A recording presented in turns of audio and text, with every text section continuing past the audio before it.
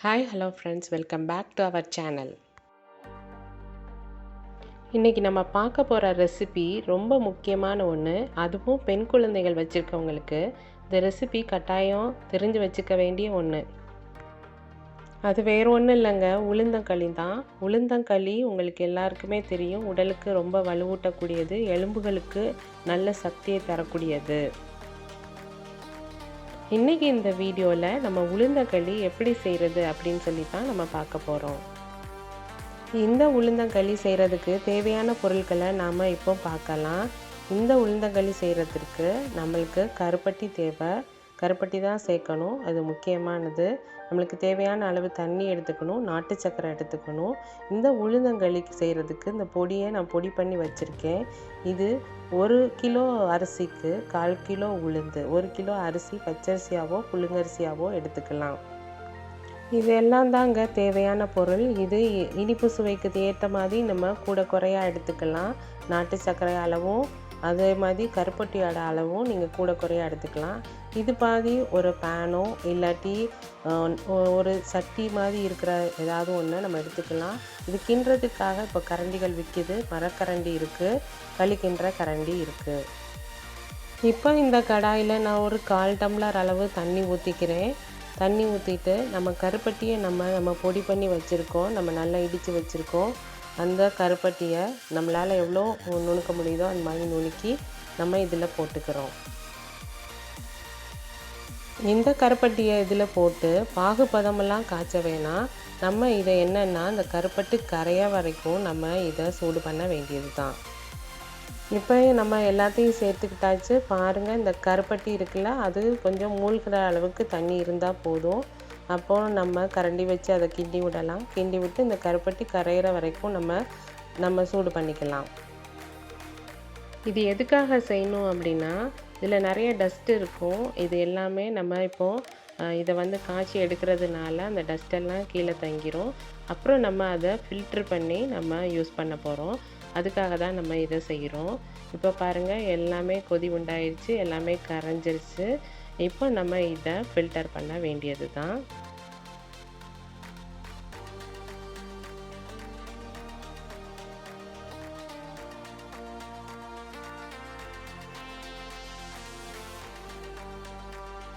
இப்போது நம்ம ஃபில்ட்ரு பண்ணிக்கலாம். இந்த ஒரு பாத்திரத்தை எடுத்துக்கணும், அதில் ஃபில்டரை வச்சு நம்ம இப்போ காய்ச்சி வச்சுருக்கதை அதில் ஊற்றணும்.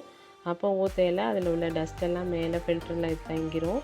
மீத நம்மளுக்கு சுத்தமான கருப்பட்டியோடைய தண்ணி கிடைக்கும். இப்போ பாருங்கள், இதில் உள்ள டஸ்ட்டை நான் உங்களுக்கு எடுத்து காட்டுறேன், நீங்கள் காட்டினா தெரிஞ்சுக்குவீங்க. பாருங்கள், ஃபில்டரில் நம்ம பார்க்கும்போது நம்மளுக்கு இந்த மாதிரி டஸ்ட்டு வந்துடுது. கீழே நம்மளுடைய கருப்பட்டியோடைய தண்ணி இருக்குது. அதே கடாயை எடுத்து அந்த கருப்பட்டி தண்ணியை நம்ம ஊற்றிக்கணும். இப்போ நம்ம இது எல்லாத்தையும் அதில் சேர்த்துக்கலாம். நம்ம சேர்த்துட்டு இதுக்கப்புறம் என்ன செய்யணும் அப்படின்னு சொல்லிட்டு நீங்கள் பாருங்கள், நான் உங்களுக்கு சொல்கிறேன். களி கிண்டுறதெல்லாம் கஷ்டம் அப்படின்னு சொல்லுவாங்க. ஆனால் இல்லவே இல்லை, ரொம்ப ஈஸியானது. ஒரு 1/4 டம்ளர் நீங்கள் தண்ணி எடுத்துக்கோங்க. அப்புறம் நம்ம பண்ணி வச்சுருக்க பொடி இருக்குல்ல, அதில் ஒருத்தருக்கு தேவையானது 2 ஸ்பூன் மட்டுமே போதும். இப்போ உங்களுக்கு எத்தனை ஆளுங்களுக்கு தேவையோ அதுக்கேற்ற மாதிரி நீங்கள் ஸ்பூன் அளவு நீங்கள் இந்த மாவை எடுத்துக்கோங்க. நான் 3 ஸ்பூன் அளவுக்கு எடுத்திருக்கேன். இந்த அளவு இப்போ செய்யலாம் அப்படின்னு சொல்லிட்டு இது பண்ணியிருக்கேன். இதுக்கே நிறையா களி தான் வருங்க. இது தண்ணியில் ஏன் கலக்கிறது அப்படின்னா, இது கட்டிகள் இல்லாமல் ஆக்கிறதுக்காக முதல்ல தண்ணியில் நம்ம கலந்துடணும். இது கட்டாயமாக சுடு தண்ணியாக இருக்கக்கூடாது, ஒரு பச்சை தண்ணியாக தான் இருக்கணும்.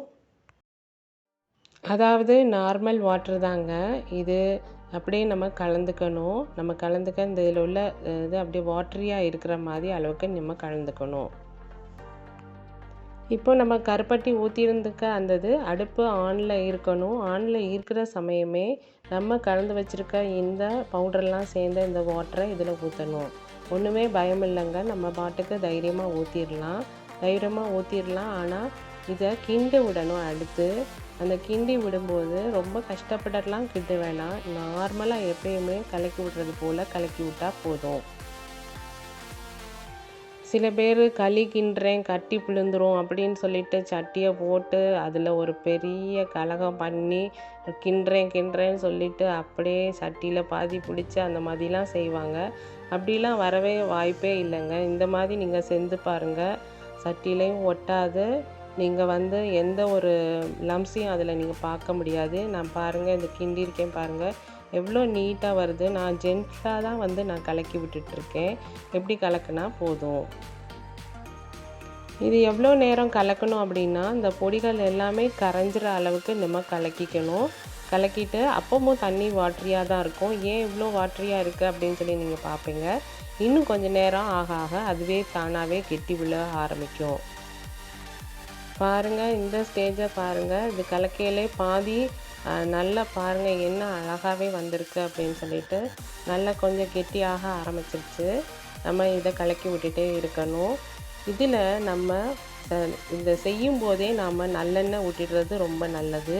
நல்லெண்ணெய் முதலே விட்டுட்டோம்னா நம்மளுக்கு ஒட்டாமையும் வந்துடும். சில பேர் செஞ்சு முடிச்சுட்டு களிக்கு மேலே நல்லெண்ணெய் ஊற்றுவாங்க.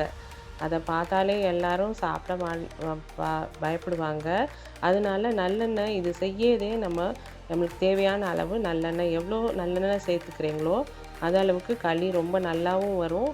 அந்த நல்லெண்ணெய் உளுந்த களியோட சேர்றது உடலுக்கு ரொம்ப நல்லது. நான் செக்கில் ஆட்டின நல்லெண்ணெய் யூஸ் பண்ணுறேன். அந்த நல்லெண்ணெய் சேர்க்கும்பொழுது ஒரு நல்ல வாசம் வரும். அந்த மணமே நம்மளுக்கு போதுமானது. சில பேர் இதில் வாசம் வரணும் அப்படின்னு சொல்லிட்டு ஏலக்காய் பொடி சேர்ப்பாங்க, இல்லத்து ஏலத்தை நசுக்கி போடுவாங்க. ஆனால் அது தேவை உள்ளவங்க சேர்த்துக்கலாம். அது தேவையில்லாமல் இருக்கிறவங்க அதை ஸ்கிப் பண்ணிவிட்டு நம்ம இந்த நல்லெண்ணெய் ஊற்றினாலே போதும், ஒரு நல்ல மணம் வரும். அதுவே போதுமானது. இந்த களி முக்கால் பதம் வந்துட்டுக்கப்போமே நம்ம என்ன செய்யணும், நம்ம நாட்டு சர்க்கரையை சேர்த்துக்கணும். இது எதுக்காக அப்படின்னா, கருப்பட்டி சேர்க்கும் பொழுது அந்த கருப்பட்டியுடைய அதுவும் உளுந்தங்களியும் சேர்ந்துட்டு ஒரு டேஸ்ட்டு கொடுக்கும். அது ஒரு சிலருக்கு பிடிக்கும், ஒரு சிலருக்கு பிடிக்கிறது இல்லை. இதோட நாட்டு சர்க்கரையும் சேர்க்கும்போது அந்த டேஸ்ட்டு கருப்பட்டியும் நாட்டு சர்க்கரையும் சேர்ந்து டேஸ்ட்டு இன்னும் ரொம்பவே சூப்பராக இருக்கும். நல்ல தித்திப்பாக இருக்கும்.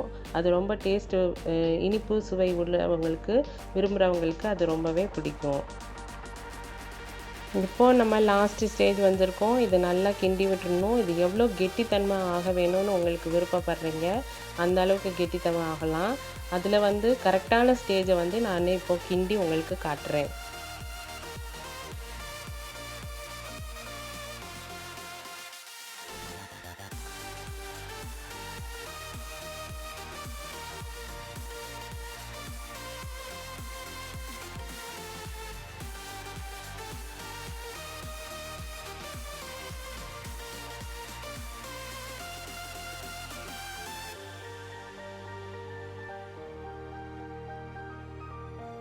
இப்போ பாருங்கள், நம்ம நல்லா கிண்டியாச்சு. இந்த ஓரங்களெல்லாம் சட்டியில் ஒட்டும்.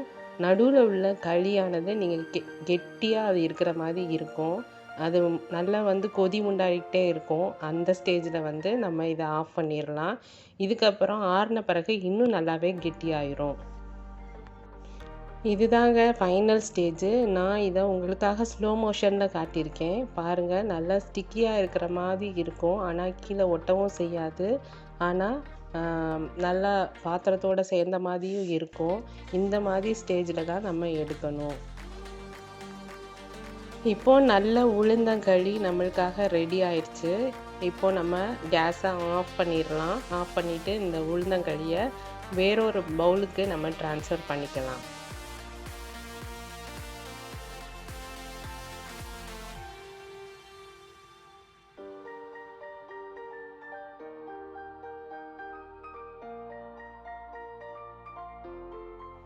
சுவையான சக்தி உள்ள உளுந்தங்களி நம்ம ரெடி பண்ணிட்டோம். இதை மூடி போட்டு ஒரு கொஞ்ச நேரம் வச்சுருந்தோம்னா இது நல்லா கெட்டியாயிரும். சூடோடையும் இருக்கும். அது ஒரு 2 மினிட்ஸ் நம்ம வச்சுட்டு அதுக்கப்புறம் நம்ம பவுலுக்கு ட்ரான்ஸ்ஃபர் பண்ணிடலாம். இது போல் ஒரு சின்ன பவுல் எடுத்துக்கோங்க. நான் ரொம்ப குறைவான அளவு செஞ்சுருக்கேன். அந்த அளவே உங்களுக்கு காட்டியிருக்கேன். இது ஈவினிங் போல் ஸ்நாக் டைமில் செஞ்சதுனால கொஞ்சம் அளவு செஞ்சுருக்கேன். எங்கள் வீட்டில் 2 பேர் தான் சாப்பிட்றதுனால இந்த அளவு செஞ்சுருக்கேன். உங்கள் வீட்டில் எத்தனை பேர் இருக்கிறாங்களோ அந்த அளவுக்கு நீங்கள் செஞ்சுக்கோங்க. மிகவும் சூப்பராக இருக்கும். இந்த உளுந்தங்களியோட பெனிஃபிட்ஸ் வந்து உங்களுக்கு எல்லாருக்குமே தெரியும். உளுந்து வந்து ரொம்ப நல்லது. அது களி போல் செஞ்சு சாப்பிட்றதுனால நம்மளுடைய எலும்புகளுக்கு மிகவும் வலுவை சேர்க்கக்கூடியது. எலும்புகளுக்கு வலுவூட்டியாக இருக்கிற இந்த உளுந்தங்களியை வந்து பெண் குழந்தைகளுக்கு கொடுப்பது ரொம்ப முக்கியமானது. உங்களுக்கு தெரியும், குறிப்பாக சில காலங்களில் பெண் குழந்தைகள் இதை கட்டாயமாக எடுத்துக்கிட்டால் அவங்களுடைய எலும்பு ரொம்ப வலுப்பெறும். இடுப்பெலும்பு, குறுக்கெலும்பு எல்லாமே நல்லா இருக்கும் அப்படின்னு சொல்லுவாங்க. இது எல்லாமே என்னுடைய பாட்டி, எனக்கு தெரிஞ்ச பெரியவங்க எல்லாமே சொல்லி கொடுத்தது. அதனால் இதனுடைய பெனிஃபிட்ஸை நான் தெரிஞ்சுக்கிட்டேன். இதை பர்சனலாக நான் எக்ஸ்பீரியன்ஸ் பண்ணியிருக்கேன். இந்த உளுந்தங்களி சாப்பிடும்போது நம்மளுடைய கால் வலி, கை வலி இதெல்லாம் நிச்சயமாக போகும். இதை நீங்கள் ட்ரை பண்ணி பாருங்கள். நிச்சயமாக நானும் இதை ட்ரை பண்ணி பார்த்துருக்கேன். அதனால நான் பெனிஃபிட் அடைஞ்சிருக்கேன். அது எல்லாருக்கும் சொல்லணும், மற்றவங்களும் இதனால் பெனிஃபிட் அடையணும் அப்படின்றதுக்காக தான் இந்த ரெசிபியை உங்களுக்கு நான் போட்டிருக்கேன். கட்டாயம் பெண் குழந்தைகள் வைத்திருக்கவங்க கட்டாயம் வாரம் ஒரு முறையாவது, இல்லை நீங்கள் உங்களுடைய குழந்தைகளுக்கு அடிக்கடி செஞ்சு நல்ல சக்தியோடு இருக்கணும் அப்படின்னா டெய்லியும் கூட நீங்கள் கொடுங்க. உடலுக்கு ரொம்ப நல்லது.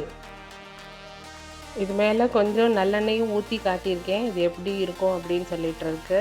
உங்களுக்கு பார்க்குறதுக்கு அழகாக தெரிகிறதுக்காக இது பண்ணியிருக்கேன். உங்களுக்கு எப்படி எந்த மாதிரி எண்ணெய் ஊற்றி சாப்பிடணுமோ அந்த மாதிரி செய்யுங்க.